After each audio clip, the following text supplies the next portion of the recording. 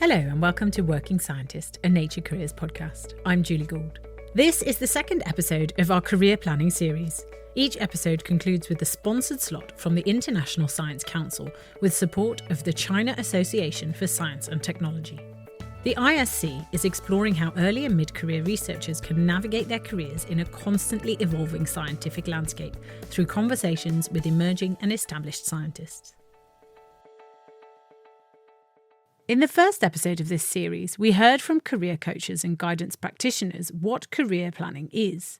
It's taking a strategic view of your career experiences, learning from them, and using those learnings to help you manage those future career steps. In this second episode, we'll look into a couple of tools that you can use to get started with your own career planning. They will help you assess your current skill and value set, as well as help you find your way to set goals so you can move forward with intent. After this, don't forget to stick around until the end of the episode when we'll hear from the International Science Council again.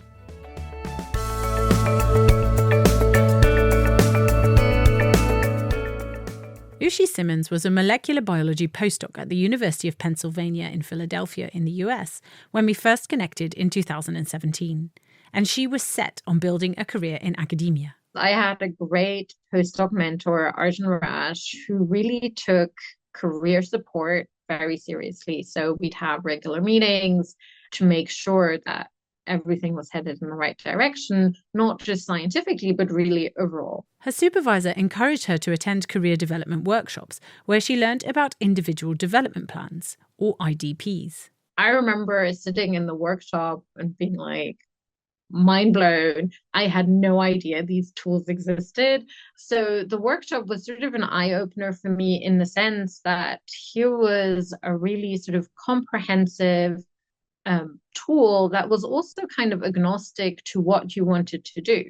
It would work if you were interested in pursuing a scientific career and, for example, just wanted to figure out what were technical skills you were missing.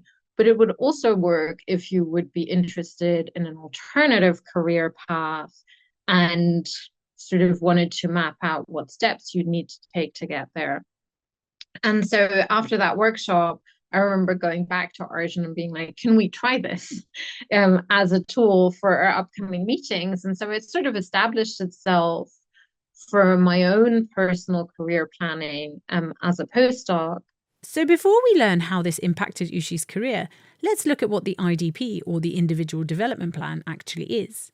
Simply put, it's a set of career development tools combined to assess your skills and interests, and then it can help you outline your career goals. And bridging the two by breaking that down into smaller steps you need to take to get to your career goals, taking or keeping in mind sort of what your skills are and what skills you might be missing to get there. These days, if you're based at a university or research institution, they will have their own flavour of individual development plan that you can work with.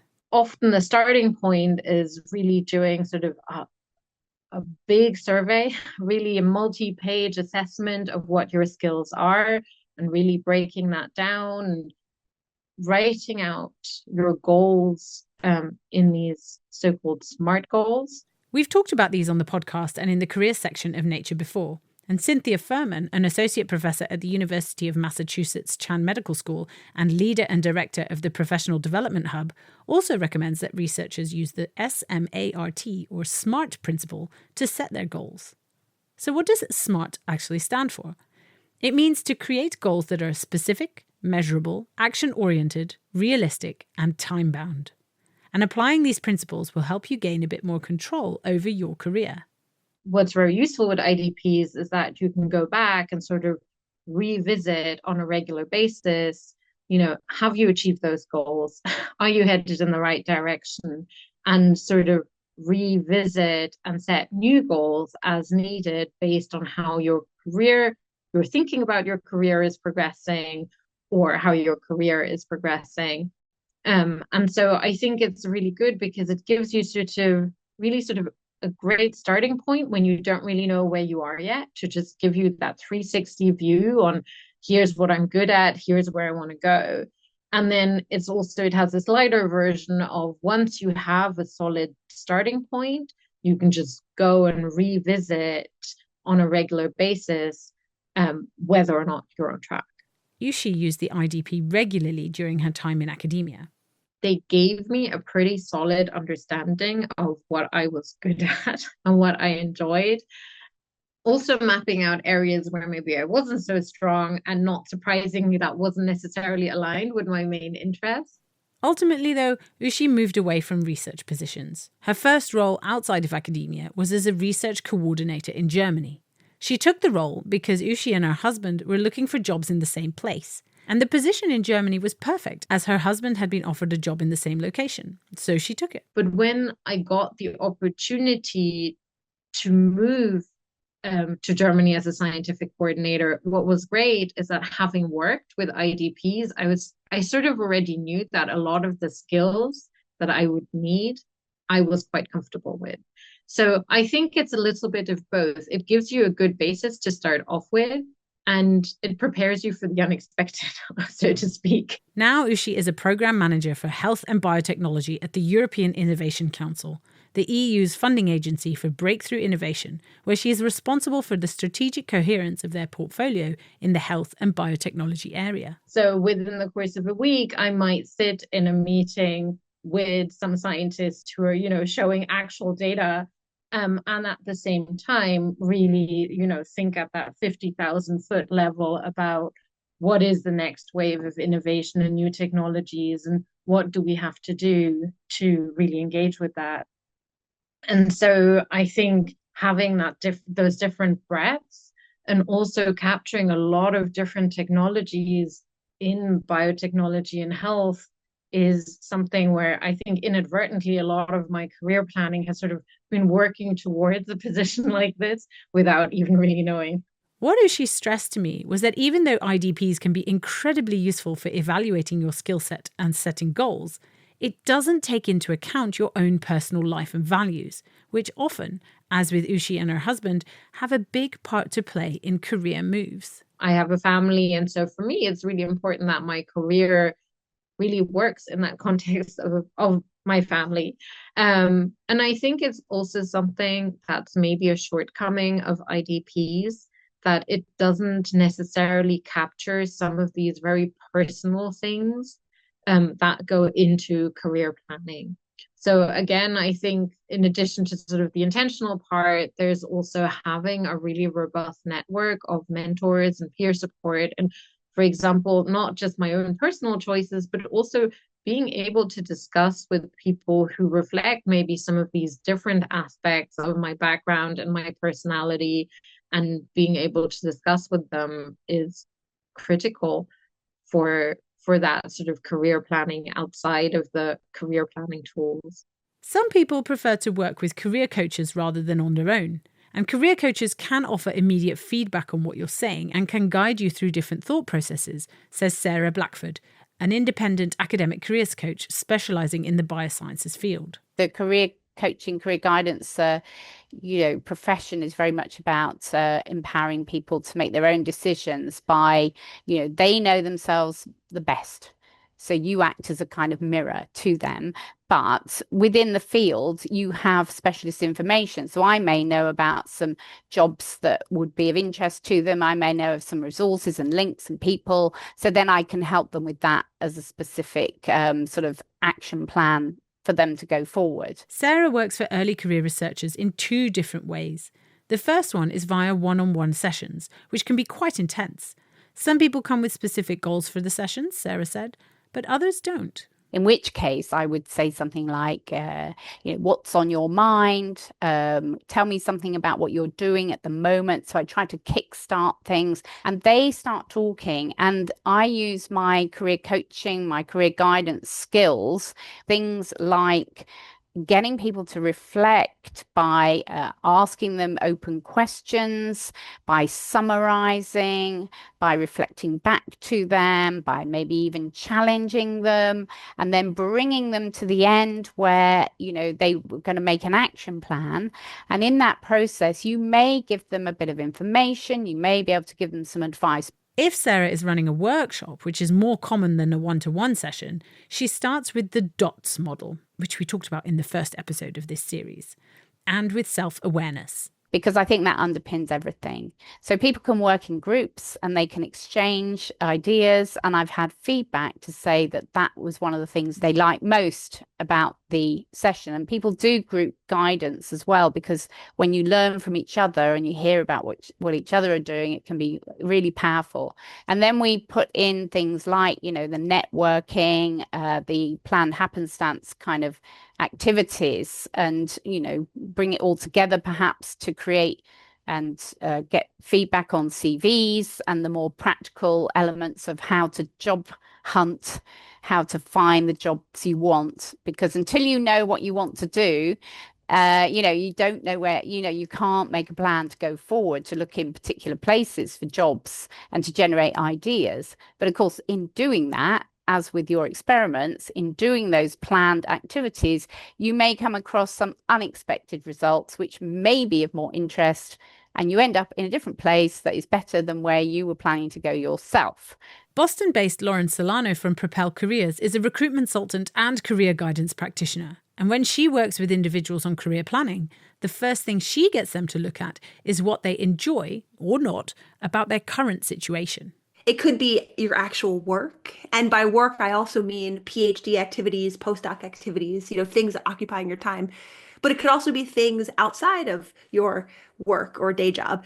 Maybe you volunteer with certain organizations. So you can think about it holistically to be able to start to reflect on, what do you enjoy? Because then if people come to me and say, well, actually, Lauren, I really love communicating information. As I think about it, I love presenting to people that are scientific and people that are not scientific. Well, fantastic. Now you kind of have a start of where you might want to look for careers. Maybe you focus more communications oriented, but I mean, that's a whole broad area also, but the self-reflection helps to inform the career planning. I asked Lauren about the importance of considering your values as well as your skills, something that the IDPs we mentioned earlier didn't quite cover. She told me that sometimes when people come to her for career planning guidance, they might have already found a job title that they like, but they hadn't considered whether or not the role fitted with their personal values. Some people really value impacting human health. They value being more translational in terms of their activities, in the sense of tomorrow being able to impact humans with a clinical trial or with a drug that's being commercialized. So if that's something that you value, joining a 10-person early stage biotech where maybe 7 years from now you might have something in the clinic, that might not feel as fulfilling to you because you want to have more of an immediate impact. That's a pretty specific example, but it is important to think about how your values align to your future career opportunities. But I feel like most people don't reflect enough on that. They reflect on a certain, I should be a medical writer. Okay, but make sure you're doing it in the right type of environment and place, so that way you're fulfilled holistically. And what about values like, finance, money? Say you really want to, or it's really important to you to have a job that pays you well, so that you can't just pay the bills, but you can save up for a plan ABC when it comes to a house or whatever. And do you ask people to say, well, what's more important? Is it more important for you to have a job that fulfills your financial goals, or is it more important for you to fulfill your dreams of impacting the world? Because they might not always be aligned. There's a lot of ways to think about this. I mean, I've encountered in my recruiting work and my career coaching work, I've encountered thousands of people that have kind of gone through this type of analysis. Okay, so for people, one thing you should do as you're thinking about your plan, you should also start to put together, what do you need from a financial standpoint, right? How much money do you need to live? Maybe you have childcare, maybe you have other things, you like to travel, whatever it might be. What's your budget? Because if you want to make a whole bunch of money, you could certainly do investment banking or other finance roles. And those are typically more well paid than other types of opportunities. But maybe you don't need, hundreds of thousands of dollars a year. Maybe you're fine with something a little more modest where you can find an environment that's an even closer fit in terms of where you are. When I talk with people, when it comes down to offer discussions, if people have multiple offers and trying to figure out which one's the right fit, I really try to get people to think about it's not just the, let's say, base salary number, the benefits, the flexibility of time, the culture, the mentorship, the development you might get in the organization.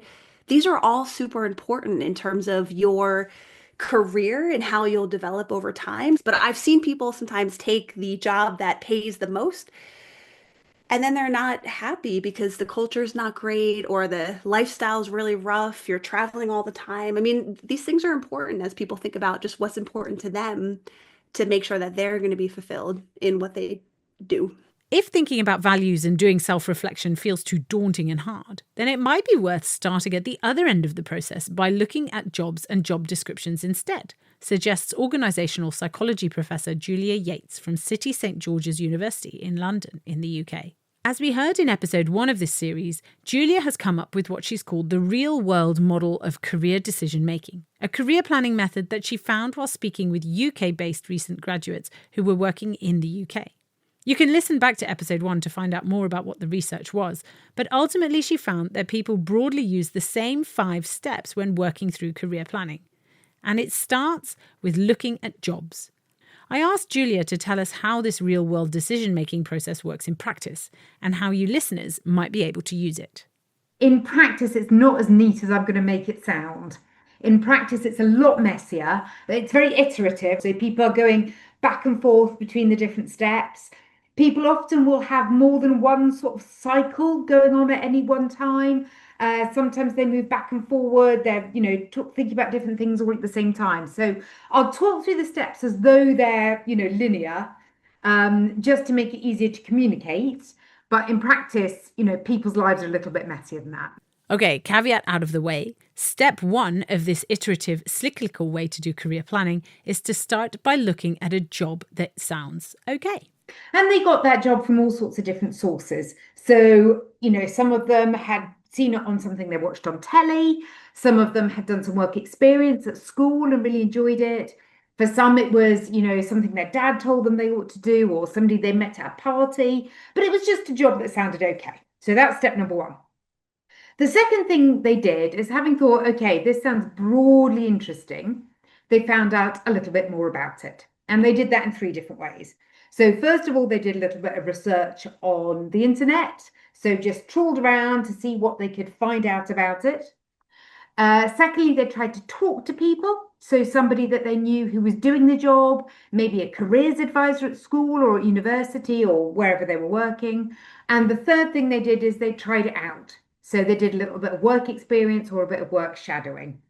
And often people did all 3 of those. And I guess they just thought, as they were finding out more each step of the way, they were thinking, do I still like this or don't I? So the third step is think about whether it would suit you, but actually that kind of happens the whole way along. So as soon as they found out a little bit more about it, they would think, do I like it? Do I like it enough to want to know more or not? The graduates I spoke to thought about a lot of different things. They thought about whether it would fit with their lifestyle. They thought about whether they'd enjoy it. They thought about how competitive it would be, how difficult it would be for them to get the job and whether that would be worth it for them. They thought a bit about the environment, the context in which they were working. And they thought about their values, about whether it was something that would give them a kind of purpose that they wanted, that they would feel kind of fulfilled working there. If you've gotten to this point and you've decided, yes, actually this job does sound okay, I've done the research and it would suit me, then you can try step 4, which is apply for the job. So one thing that's really interesting about this model is that the graduates I spoke to generally applied before they decided. The normal wisdom would be you decide and then you apply. But with this model, they were applying and then deciding. And they were using the application process as a way to find out more. So in a way, that's just an extension of the second stage of learning more about it. Some of them, it was fairly clear after the application that it would suit them, in which case they would stick with it. For some, during the process of application, they found out more about it and decided it wouldn't, in which case back to the start, pick another job. Some of them even weren't sure after the application about whether they wanted to do the job. And sometimes they would take the job, even if they hadn't decided they wanted it, but just because nothing else was coming up and they thought being in a job was a better thing than not being in a job. So they would even start the job, and then it would only be some months down the line that they would actually make the choice about whether they wanted to stick with this field or not. This model allows you to go back and forth between steps, and that you could consider multiple jobs at the same time. Generally, it was one job at a time, and if they got to the end and decided it wouldn't suit, they'd go right back to the start. But sometimes another job would kind of appear halfway through, and they'd be thinking about 2 different jobs at the same time, perhaps at different stages of the process. So quite messy, but broadly speaking, that was the same trajectory that everybody followed. What this really does is show the importance of the job interview from the perspective of the applicant. It's an opportunity for the applicant to interview the employer and really find out more about the company and their working environment and whether or not it suits them. It's only during the application process that you really get a chance to see what the job would be like. That's your opportunity to meet the people you would actually be working with and to see the office where you'd actually be based and have a real in-depth conversation about what strengths they'd be looking for and to think whether or not it would genuinely suit you. And actually, I think that's an aspect that's almost entirely ignored when people think about the interview process. People think about it as assuming, I guess, that the candidates have already decided, but actually they haven't. So I think employers are really missing a trick if they see the interview process as simply a way to select the best candidate. It's also absolutely a way to prove to the potential candidates that they are the best employer. But whatever method you use, not all aspects of careers are controllable, however well you might plan them. And Uschi Symmons wants people to keep this in mind. A lot of a successful career just depends on getting the right support, getting people to take chances. And I think it's important to sort of understand that you have to strike that balance and understanding that not all the weight of a successful career sits with the individual. Some of it is also sort of distributed in the overall environment of how scientific careers are designed today and what opportunities exist out there. And I think that is sort of understanding that is really useful for sort of peace of mind. There are people who find that planning their career in a detailed way and following the steps with laser focus brings them peace of mind. And in the next episode of this series, we'll hear from someone who has planned their career and worked very hard to follow every step to where they are today. But before you go, here's our sponsored slot from the International Science Council on career development for early and mid-career researchers in an ever-evolving scientific landscape. Thanks for listening. I'm Julie Gould.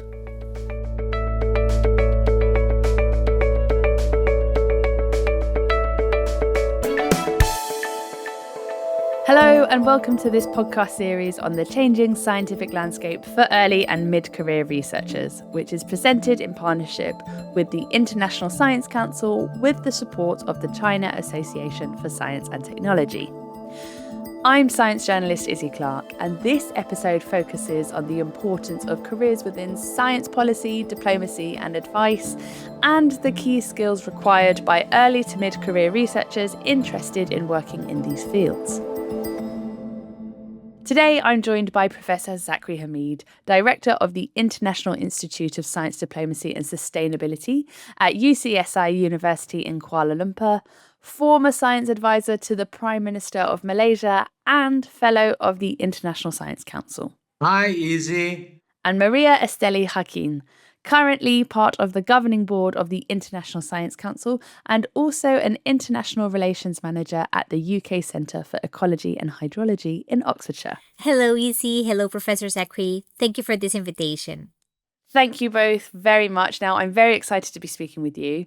I mean, hugely important roles that you've both got. So, Maria, can we start with you? Why are science policy, diplomacy and advisory roles so important in today's world? That's a very interesting question, Izzy. So we're living in a time in history where we need bridge builders more than ever. So people, ideas that can connect across divides, foster dialogue, reconcile opposing parties and groups to come together and find long-term solutions, right? And throughout my career, I have been really marveled by what science can do. Ease tensions, help navigate difficult circumstances. And this is the exact role of science policy, science diplomacy, and advisory roles. They are really crucial because they sit at this intersection of knowledge and action. And science has this ability to transcend borders, to unite countries to work together that perhaps in other contexts they wouldn't. Science advisors, science diplomats, they aren't just solving today's problems, they are laying the foundations of those bridges where future generations in 100 and 200 years from now will walk on. Zachary, you've advised at some of the highest levels in Malaysia. So what does being a science advisor actually involve, and what impact can it have? Let me relate to you one instruction from the Prime Minister when I first met him. He said, I know you are a scientist and I'm a politician. I'm not really particular with the kind of science advice that you would give me, but I need you to give me two things, he said. One, can the science advice translate into a better income for our people? Meaning, can we use science to alleviate poverty? And the second one, he said, can that science advice translate into jobs? These are very simple instruction, but it's very challenging. So this is the importance, the relevance of science today. And how I do it, of course, there were many levels, from working with the respective ministries involved in science or interacting with our colleagues overseas. Absolutely. And I think that's the beauty of science, is that it's so powerful for problem solving, but we also need those people living those experiences to impart that in their research as well. Maria, you've built your career on connecting science with policy. So what drew you to this path, and what challenges did you face early on? After my uni years, I was hired to join different consultancy teams to advise Latin American government in different topics. I was always asking myself why those consultancy teams existed as opposed to consult the great research that was happening. So I started to look at master's programs where I could learn more about that intersection between science and policy. And it was the beginning of everything in this career for me. Challenges. Well, coming from Latin America, I come from a middle-income country. I could see very early on that I would not necessarily have a voice in a table. First challenge, perhaps our science advice structures aren't as formal as other countries. So how to create that cultural awareness of the importance of those structures, but also how to have a voice in a world where probably my region was underrepresented in the great discussions around science diplomacy. How did you navigate that, and how have you navigated other practical barriers, whether that's gender, discipline, or geography, that might help others in a similar position? I think I have been impacted by all of those practical barriers that you mentioned: gender, discipline, geography, and very importantly, age. So my advice there on how to navigate would be, first of all, prepare yourself, study. Really arrive to a meeting or to a conference or to a multilateral meeting well prepared on the topic, well prepared on who is going to attend as well. Second, have mentors to help you navigate those scenarios. Mentors that probably are ahead of you in your career, that can share their lessons about life. Third and final, be humble. When I started working in collaboration or building bridges between the scientific institutions and the ministries of foreign affairs in Latin America, two very separate worlds, I remember I arrived to the Foreign Office in Costa Rica and I said to them, "Hello, I come here for you to teach me everything that you think I need to learn from you."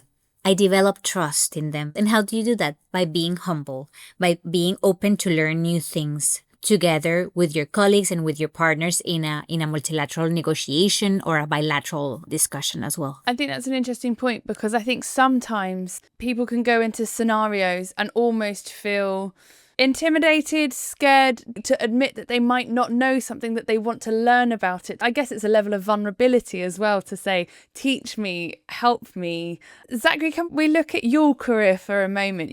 What have been some of those key moments or choices that helped shape your interdisciplinary, policy-focused career? Another interesting question. When I obtained my PhD, my intent was to go back and teach at the university. The change was when I was invited to be a science or technical advisor to the Malaysian government delegation negotiating the UN Convention on Biological Diversity. And this was in 1990. At the end of the first day of the negotiation, I plucked enough courage to talk to the head of delegation, who was an ambassador.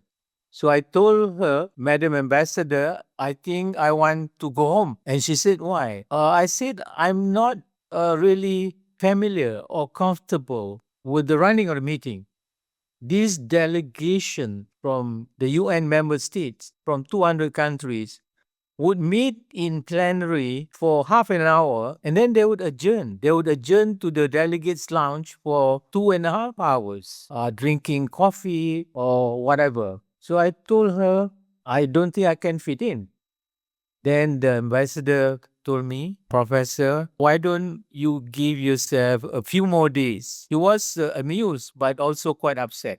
That was nearly 40 years ago. I never look back. You know why? Because he was in the delegates' lounge where things were agreed upon. And I think that leads us on really well to the point of talking about skills. To have that negotiating power and to face those conversations. What would you say of the valuable skills for working in science policy, and how can researchers begin to develop them? First, you must be a good listener. Secondly, you must also appreciate the position of your adversary. Third, you must be tolerant in the sense some people talk more than they should. Fourth, you must have the knowledge. So as a scientist, of course you have the knowledge, but you should also be very careful that the science advice that we give must be relevant to the issue. Okay? And finally, I think whatever policy that we give should not be policy prescriptive. It should be policy relevant. And I completely subscribe to everything that Zachary said. And I would add just 2 soft skills. The first one, the skill of storytelling.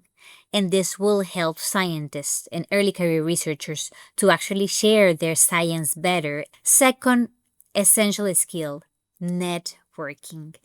And this is learning how to identify the right events, the right people to talk to help grow your career, and then build common ground, build trust with those people in order to A, learn from them, or 2, advise them.